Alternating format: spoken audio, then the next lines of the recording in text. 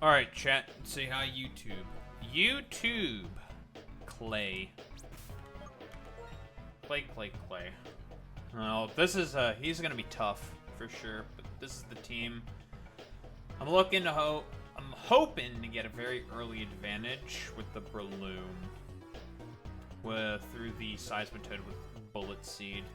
At least that's the hope.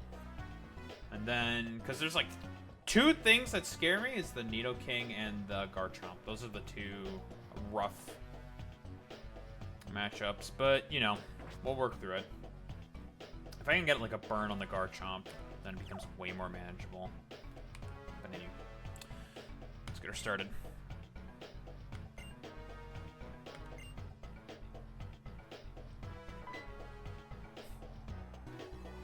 Oh, here's the free Sand he gets. The only thing that takes advantage of Sand on his team is the Excadrill. But otherwise not really much else takes advantage of it, to be honest. Well, we all know the trick with Rindo Berry. The first hit gets reduced, but the subsequent hits don't, which is why Bullet Seed's pretty good. Being able to pick things off like this. And he's probably not going to switch out because he wants to go for Ice Punch here. Oh, that's, yeah. Second, it's definitely KO. First hit did that much. I'm anticipating the Nidoking's going to come in next. Or it's the Mamoswine. If the Mamoswine comes in, I should be able to live an Ice Shard at this range. I do not want to send Headbutt.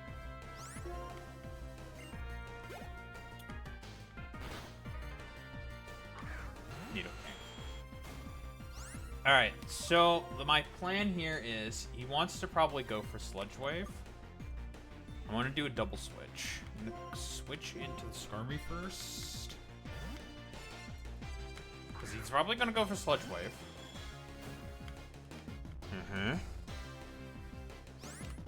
Now he wants to go for T-Bolt. We'll bring the Medicham in on T-Bolt.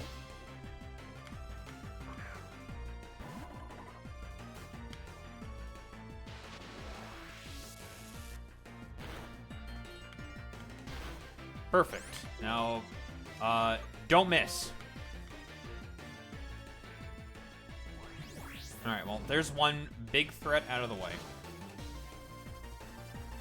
Because you're dead. You're not living that.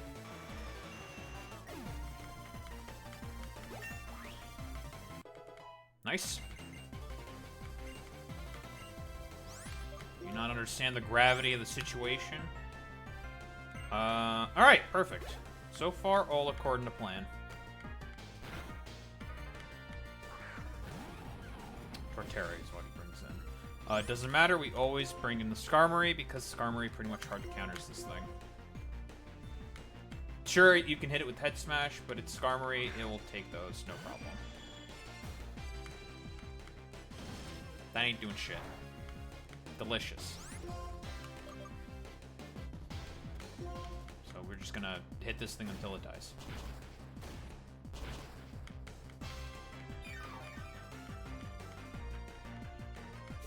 Sure.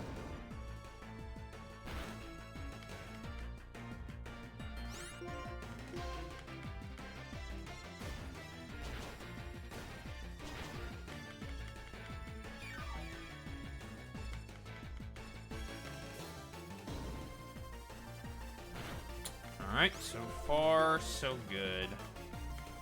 We're not out of the woodwork yet, though. There's still the big threat, and that's that Sandrush Excadrill in the back.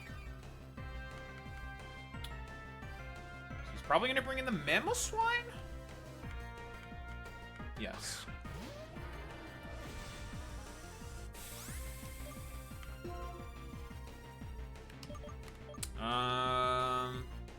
You're just coming with Slowbro here, right? No, I'm just gonna bring in Slowbro here. Yuga's probably gonna go for Ice Wheel Crash. This thing does have a Pasho, but like, meh. cares if it has Pasho Berry. I don't think that really matters, to be honest. Had the Quick Claw.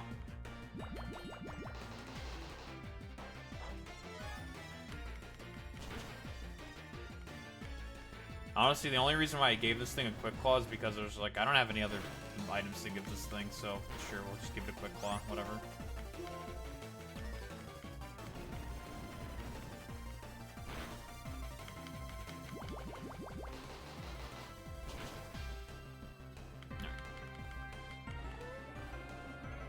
I don't think the crit matters, because if a Pasho Bubble Beam did about 40%, well, here's the threat.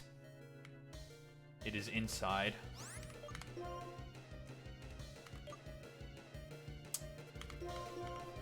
If the Pasho hit did about 40%, the next hit's gonna take it out, because you just multiply by 2.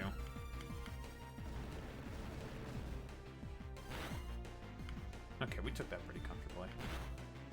It hasn't sword stanced up, so it's not that big of a deal yet. Just need to hit the Will-O-Wisp, and then this thing's more or less dealt with.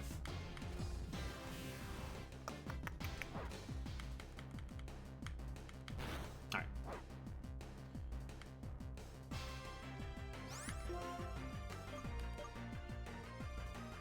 Can't hit the Will-O-Wisp now on the Garchomp. The Garchomp's gonna be more of a problem now, but that's kind of just a acceptable thing that we're just gonna have to kind of deal with that.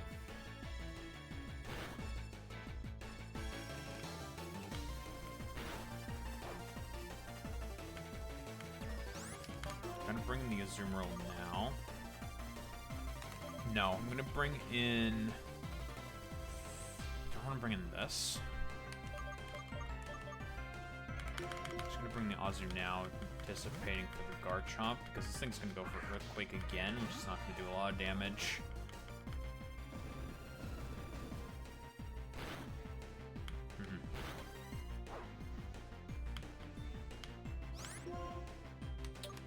Take this thing out.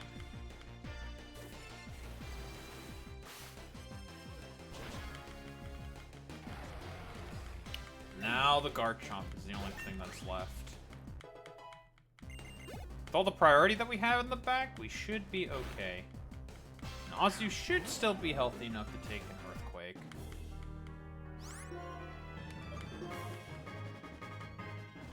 I think. I need this Covet to go off. I need the damage.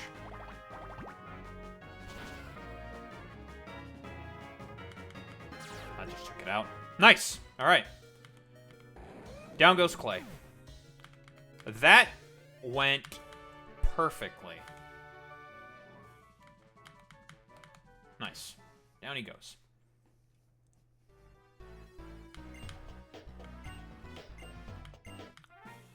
I will take Earthquake as well. Gimme. Gimme Earthquake.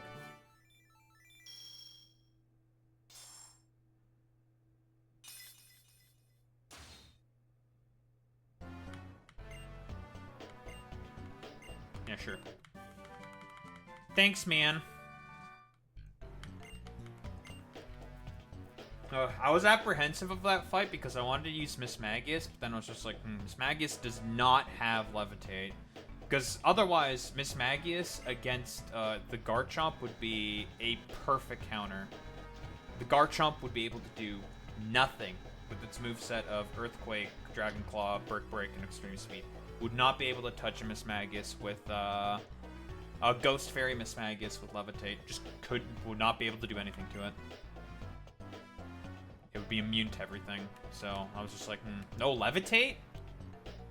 Cringe. Because Earthquake would just take that thing out in one hit, more or less, because it's very physically frail. Well, anywho, my ruminating about the my initial plans for taking on Clay aside, that's it for that fight. Anywho, YouTube, remember, catch these live, twitch.tv/Daharumba, you know where it is. Remember to like, comment, subscribe, do all that good YouTube algo shit, you know how it is. Anywho.